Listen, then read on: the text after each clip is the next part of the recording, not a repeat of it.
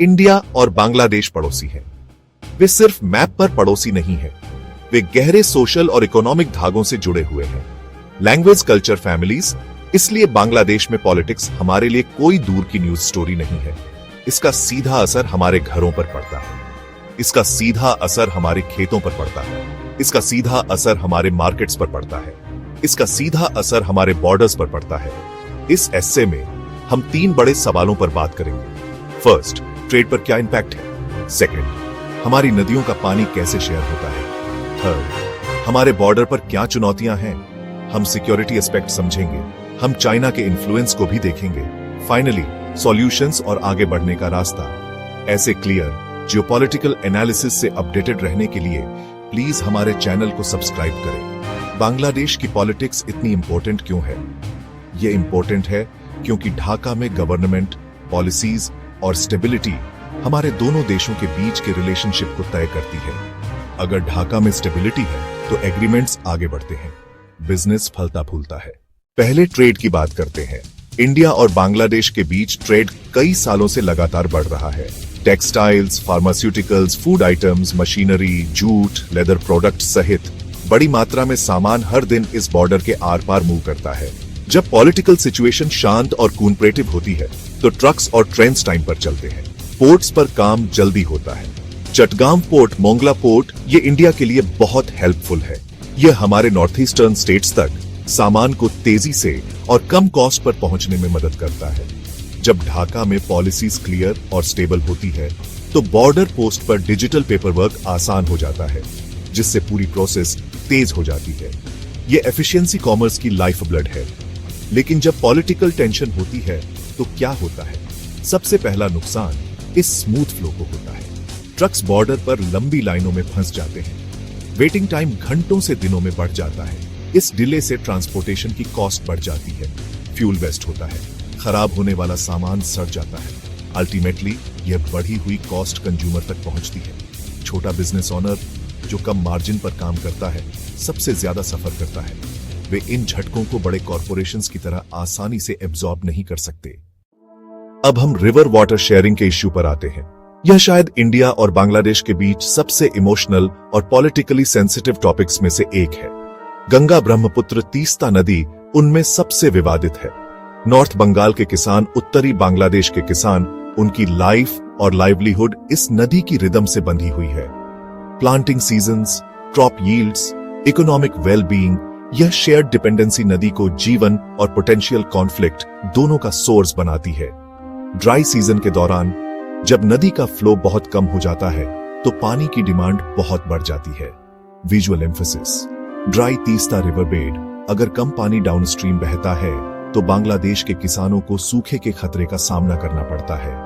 उनके चावल के खेत सूख जाते हैं, उनके गेहूं के खेत सूख जाते हैं, उनकी इनकम गायब हो जाती है। इसके विपरीत मॉनसून सीजन के दौरान जब भारी बारिश से नदी उफान पर होती है तो चुनौती बाढ़ की होती है। अगर बैराज और तटबंधों का कोई कोऑर्डिनेटेड मैनेजमेंट नहीं होता है तो दोनों तरफ के पूरे गांव और वास्ट खेत डूब सकते हैं, जिससे बहुत विनाश और डिस्प्लेसमेंट होता है। इसीलिए एक जॉइंट प्लान सिर्फ डिजायरेबल नहीं है, यह लाखों लोगों के सर्वाइवल के लिए एसेंशियल है।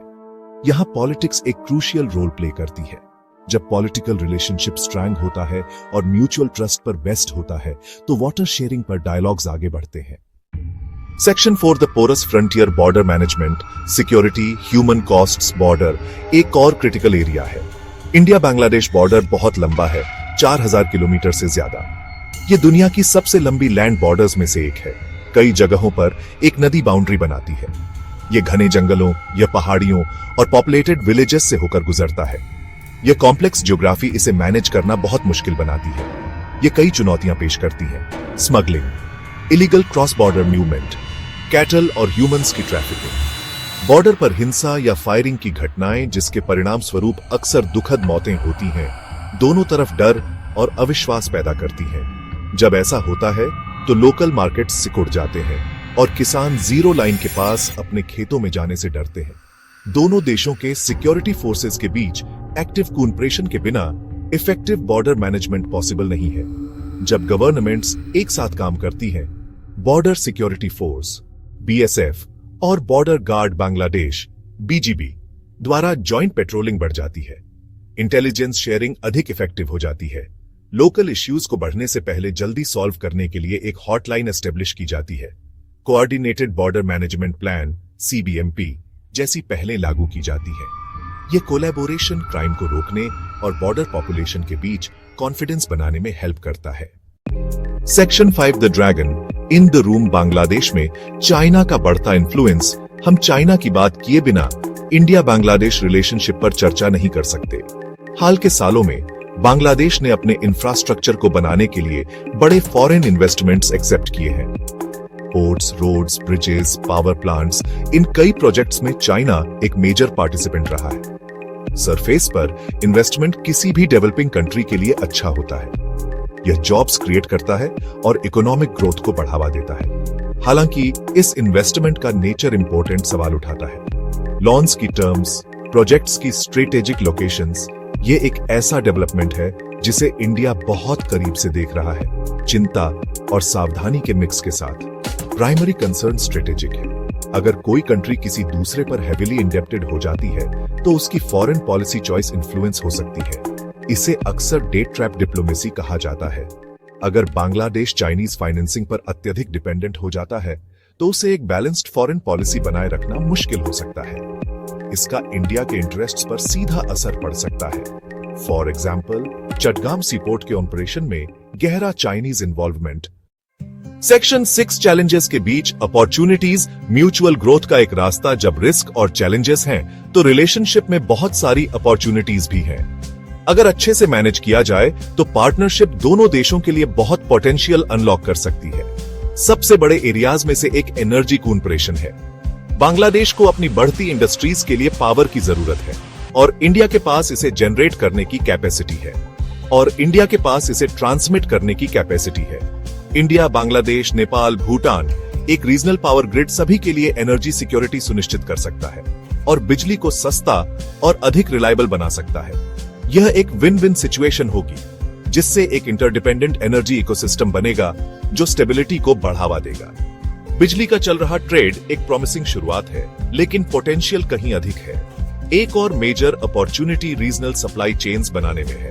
ग्लोबल महामारी और हाल के जियोपॉलिटिकल शिफ्ट्स ने दूर के मैन्युफैक्चरिंग हब्स पर डिपेंड करने के रिस्क दिखाए हैं। साउथ एशिया में एक नया हब बनने की पोटेंशियल है। बांग्लादेश टेक्सटाइल्स में एक ग्लोबल लीडर है। इंडिया रॉ मटेरियल्स में मजबूत है। इंडिया टेक्नोलॉजी में मजबूत है। इंडिया फार्मास्यूटिकल्स में मजबूत है। अपनी इकोनॉमीज को इंटीग्रेट करके हम ऐसी सप्लाई चेन्स बना सकते हैं जो अधिक लचीली हो, जो सस्ती हो और जो तेज हो। फॉर एग्जाम्पल, इंडिया से कॉटन को बांग्लादेश में गारमेंट्स में बदला जा सकता है और दोनों देशों के पोर्ट्स के थ्रू दुनिया में एक्सपोर्ट किया जा सकता है। Section 7 conclusion, the way forward. Dialogue, trust और शेयर्ड प्रॉस्पेरिटी। आखिर में मेन टेकअवे क्या है? यह सिंपल है। बांग्लादेश की पॉलिटिक्स का इंडिया पर सीधा और सिग्निफिकेंट इंपैक्ट है। हमारा ट्रेड, हमारी नदियां, हमारी सिक्योरिटी सभी हमारे पड़ोसी की स्टेबिलिटी और पॉलिसीज से गहराई से जुड़ी हुई है। जब ढाका में स्टेबिलिटी और कूनपरेशन की भावना होती है तो दोनों देश एक साथ आगे बढ़ते हैं। हमारी इकोनॉमीज बढ़ती है, हमारे लोग कनेक्ट होते हैं और हमारा रीजन अधिक सिक्योर होता है। जब पॉलिटिकल टेंशन और अनसर्टेनिटी होती है तो हम दोनों को रिस्क का सामना करना पड़ता है। ट्रेड धीमा हो जाता है, पुराने विवाद फिर से उभरते हैं और नई चुनौतियां सामने आती हैं। यह हमारी शेयर्ड ज्योग्राफी की रियलिटी है। आगे बढ़ने का रास्ता डर या आशंका से नहीं, शांत, प्रैक्टिकल, पीपल सेंट्रिक एंगेजमेंट से है। हमें अपने डायलॉग को इंस्टीट्यूशनलाइज करना होगा। हाई लेवल मीटिंग्स इंपॉर्टेंट हैं, लेकिन वे काफी नहीं हैं। पानी पर जॉइंट कमीशंस को रेगुलरली मिलना चाहिए, ट्रेड पर जॉइंट कमीशंस को रेगुलरली मिलना चाहिए, सिक्योरिटी पर जॉइंट कमीशंस को रेगुलरली मिलना चाहिए और पॉलिटिकल मौसम की परवाह किए बिना लगातार काम करना चाहिए। हमें शेयर्ड प्रॉस्पेरिटी के फ्यूचर में इन्वेस्ट करने की जरूरत है। कनेक्टिविटी प्रोजेक्ट्स को टाइम पर पूरा करना, लचीली सप्लाई चेन्स बनाना, युवाओं के लिए अपॉर्चुनिटीज क्रिएट करना।